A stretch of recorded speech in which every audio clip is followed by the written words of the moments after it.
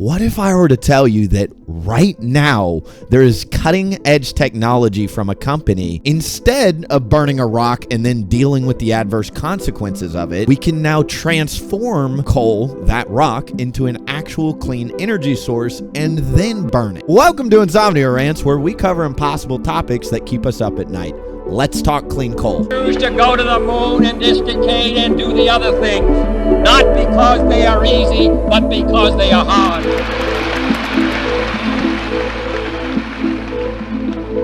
Coal as an energy source has been used since the dawn of time. It's estimated as far back as 3,600 years ago. China was using it for smelting alongside even the Roman Empire. It wasn't really up until the Industrial Revolution in the 18th century that we figured out that coal is an incredibly widespread energy source. It powered trains, world wars, and even entire countries up until the recent 20th century. However, we looked up in the 1970s and we realized the sky literally started raining acid from our overcombustion of coal. Carbon dioxide levels were at an extraordinary high, cancer was spreading, people were dying, and coal miners had extraordinarily short lifespans compared to other lines of work. Despite having the largest coal reserves in the world leader post-World War II arguably was America, and they have completely abandoned coal as an energy source. Since 2010, over 290 coal plants in America have been decommissioned either as a result of humanitarian or environmental concerns or a combination thereof. The phrase clean coal started popping up during Donald J. Trump's first election in the 2010s. And frankly, it's not clean. It's kind of just a buzzword. They still burn the coal and then dump the particulates and toxic chemicals deep into the earth.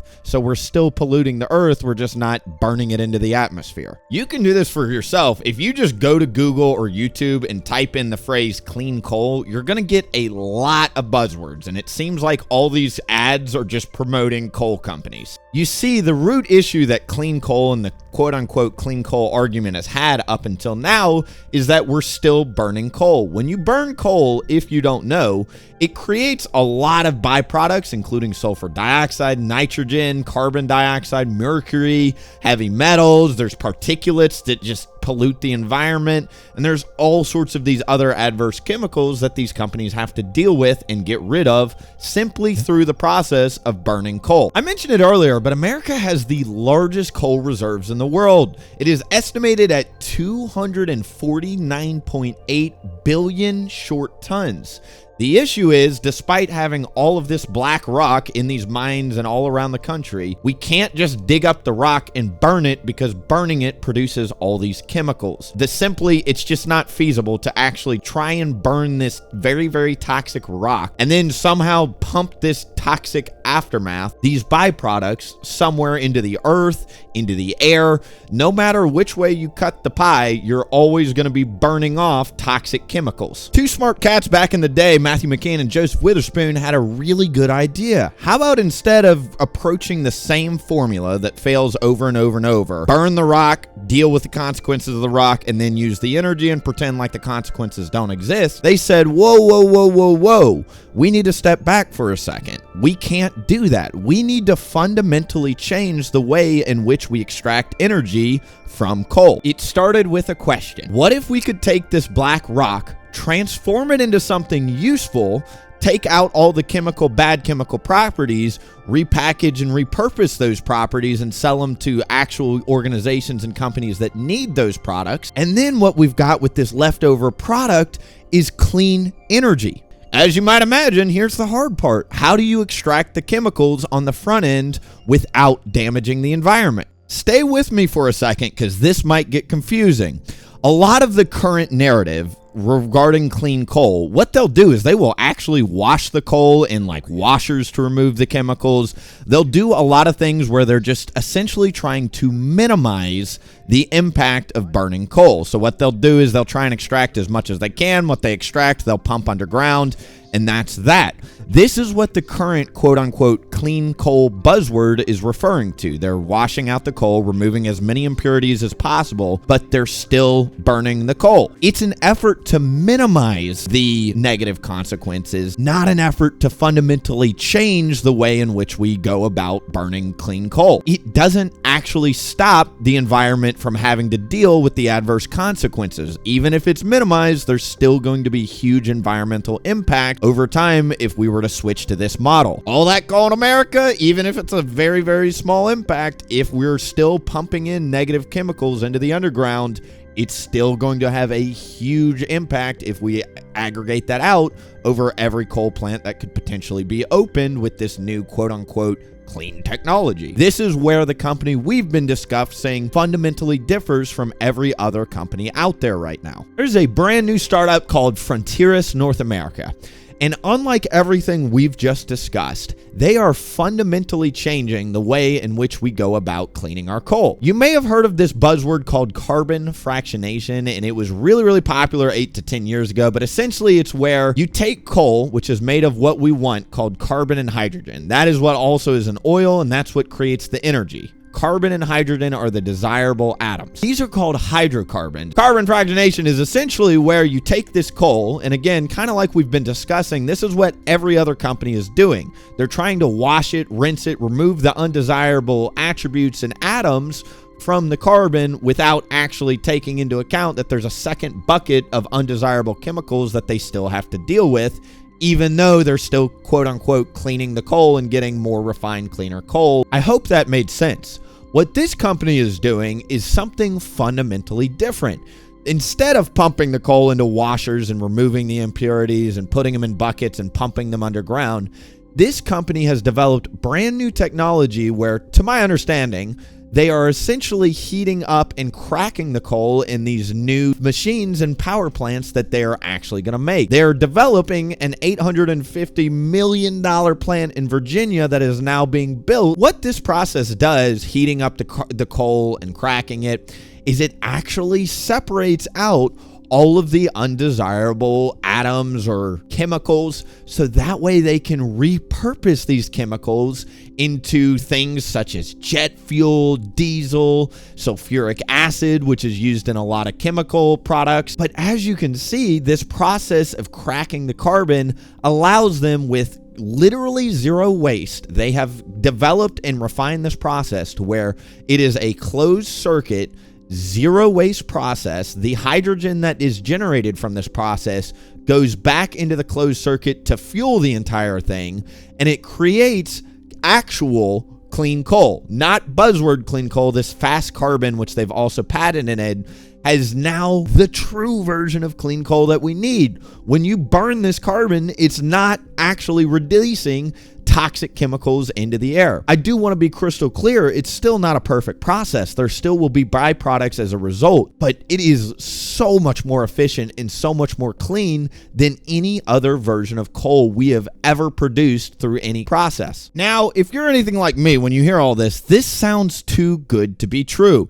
What do we mean when it's low emissions? What are the actual numbers? Well, number one, it's been independently tested by a third-party engineering firm. The technology works. It's not a scam. It's been independently tested, cleared off, and signed. There is no combustion of the coal. So while they put these machines to get cracked and heat up, there is no combustion or oxidation, meaning we're not burning the coal and then trying to separate the properties on the back end. They're getting rid of these things on the front end without setting the coal on fire. There is no rinsing of the materials. There is absolutely no carbon dioxide produced as a result of this cleaning process. And there is zero discharge to air, water, or soil as a result of all of this. The process of cleaning the coal, they're not taking chemicals and pumping it into the soil or the air.